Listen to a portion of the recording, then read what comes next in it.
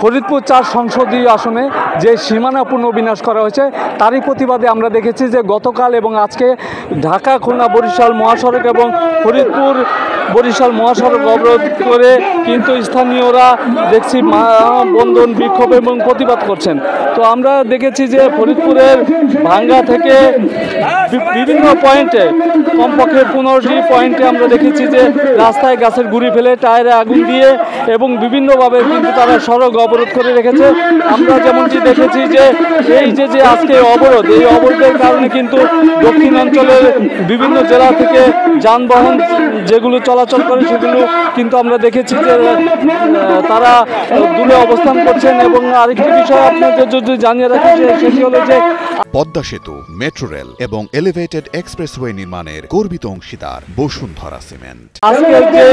আজকে যেই আন্দোলন কর্মসূচি চলছে সেই আন্দোলন কর্মসূচি আমরা দেখেছি যে স্থানীয়রা সম্পৃক্ত রয়েছেন। তারা বলছেন যে ফরিদপুর ৪ আসনের যে দুটি ইউনিয়ন কেটে নেওয়া হয়েছে সেই দুটি ইউনিয়ন যতক্ষণ পর্যন্ত ফেরত না দেওয়া হবে ততক্ষণ পর্যন্ত তারা কিন্তু এই আন্দোলন সংগ্রাম চালিয়ে যাবেন। তো তারা আরও বলছেন যে তাদের এই আন্দোলন তখনই থামবে যখন তারা তাদের দাবি পূরণ করা হবে। তাদের দাবি পূরণ না করা পর্যন্ত কিন্তু তারা এই আন্দোলন চলবে।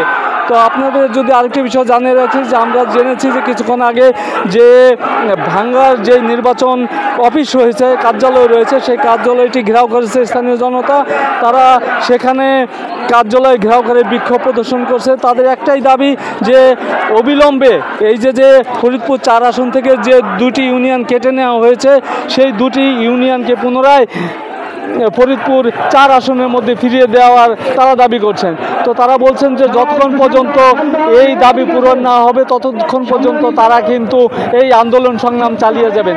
তো আরেকটি বিষয় আপনাদের জানিয়ে রাখি যে গতকাল এবং আজকের যে মহাসড়ক অবরোধের ফলে দক্ষিণ অঞ্চলের কিন্তু বিভিন্ন জেলা থেকে যে যানবাহনগুলো চলাচল করত সেগুলো কিন্তু গতকাল একদমই বন্ধ ছিল। তবে আজকে বিকল্প পথে আমরা দেখেছি যে বরিশাল অঞ্চলের যে যানবাহনগুলো রয়েছে সেগুলো মাদারীপুরের শিবচরে ঢাকায় যাচ্ছে এবং খুলনা বিভাগের যে যানবাহনগুলো আছে সেগুলো আমরা দেখেছি যে দৌলতদিয়া পাটুরিয়া হয়ে ঢাকায় যাচ্ছে।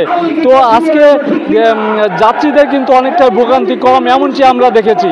তো এই ছিল ফরিদপুর থেকে আন্দোলনের আমার কাছে সবশেষ খবর।